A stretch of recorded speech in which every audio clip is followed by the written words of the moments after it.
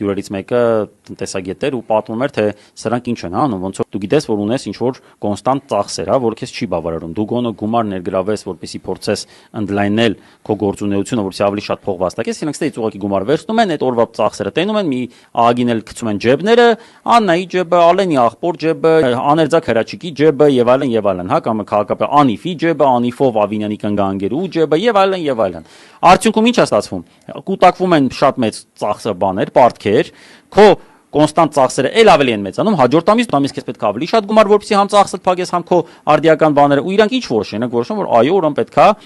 բիզնեսին ճնշել, որ այս երկրում երբևէ փոքր բիզնեսը առնվազն երբևէ որևէ տենց ճնշումների տակ չեղի, հիմա փոքր բիզնեսը ճնշված է, միջին բիզնեսը ճնշված է, ինչի համար, որպեսզի կարողանան հետո ինչ անեն, հետագայում նաև վերահսկեն մարդկանց բաները, հա, անձնական բաներ, այդ հայտարարագրերը, փոխանցումները եւ այլն, որտեղ իրանց հիմա պետք է սեփական ապիկարության հետևանքով առաջացած պարտքերը փակեն իմ ու քո հաշվին